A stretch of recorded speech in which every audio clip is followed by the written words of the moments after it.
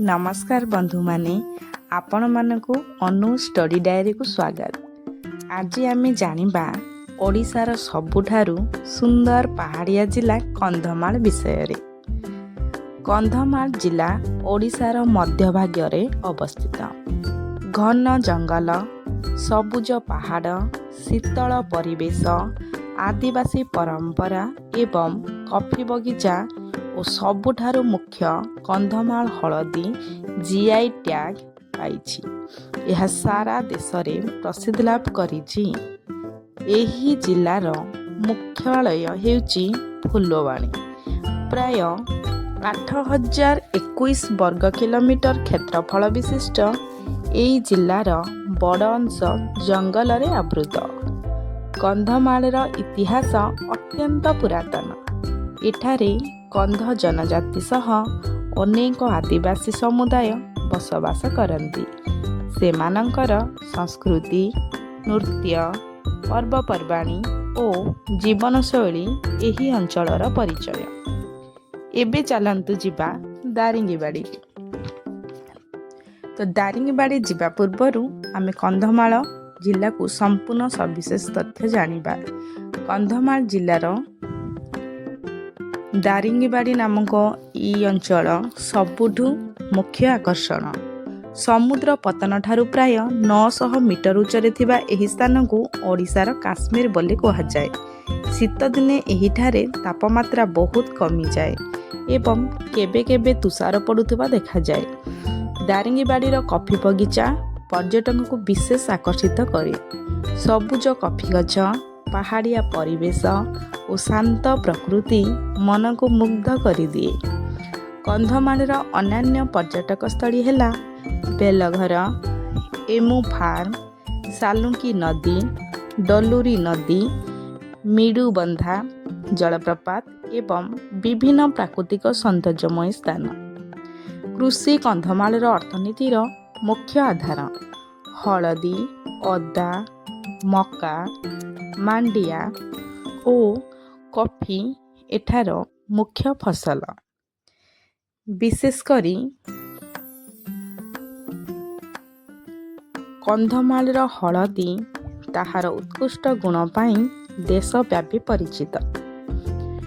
प्रकृति प्रेमी, फोटोग्राफर और भ्रमण प्रेमी पाई कंधमाल एक स्वर्ग सदृश स्थान। कंधमालर लोक माने अति साधारण, शांत, कठिन परिश्रमकारी और कर्म को विश्वास रखुथिबा मनीष। एमाने हृदय बहुत भल होई थांती। से माने बहुत कठिन परिश्रम करी तांकर जीविका चाष को आगे नहीं थांती। अति सादा सीधा जीवन यापन से माने करू थांती। किंतु एबे 2026 मसीहा सुधा कंधमालर आर्थिक, शिक्षा, स्वास्थ्य व्यवस्था बहुत उन्नतरू उन्नततर होईछि। एठारे सरकारी मेडिकल, स्कूल, कॉलेज इत्यादि बड़ बड़ सहर रे थिबा परी मने हुए। एठार प्राकृतिक परिवेश मुख्य आकर्षण पालटिछि। शांत परिवेश सांगकु कंधमाल रे थिबा पहाड़िया परिवेश, शांत मनमुग्धकर परिवेश, शीतल जलवायु और सुस्वास्थ्यकर परिवेश जहाँ प्रकृत प्रेमी, फोटोग्राफर एवं भ्रमणकारी मानक पाई कंधमाल एक स्वर्ग सदृश स्थान अटे। एटाकु जी थरे आसीची आउ थरे आसीबाकु निश्चिंत मन डाकिब। ओ एठारे देवादेवी पीठ मध्य अनेक अछि। ता मध्यरु पाटखंडा देवी माँ मंदिर, जगन्नाथ मंदिर इत्यादि अन्यतम। कंधमालकर मुख्य भाषा हैला कोई। कंध माने कोई भाषा सहित ओडिया भाषा मध्य कहि थांती। एमानकर कोई लिपि मध्य रहिछि जाको से माने लेखि पढ़ी बुझी पारंती। ओ पुरातन कंध आदिवासी माने कोई भाषा रे ही अत्याधिक भाव में कथबार्ता करि थांती। କନ୍ଧମାଳର ହଳଦୀ ଦେଶର ସବୁଠାରୁ ଉତ୍କୃଷ୍ଟ ହଳଦୀର ମାନ୍ୟତା ପାଇଛି, ଯାହା GI ଟ୍ୟାଗ ଭାବରେ ମାନ୍ୟତା ରହିଛି।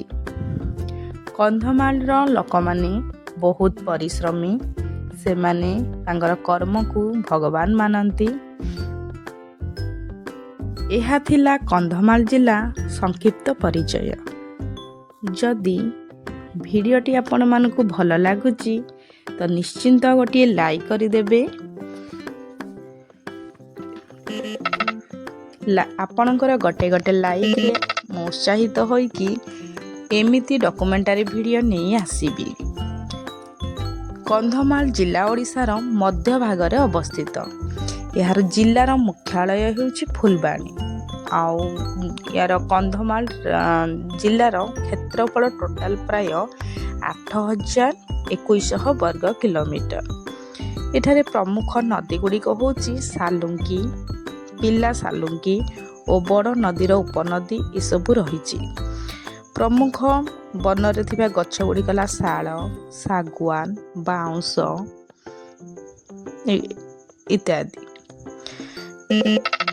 ଏହାର ମୁଖ୍ୟ ଆକର୍ଷଣ ହେଉଛି କଫି ବଗିଚା, ପାଇନ ଜଙ୍ଗଲ, ଝରଣା, ଶୀତଳ ଜଳବାୟୁ, ବେଲଘର ଇତ୍ୟାଦି।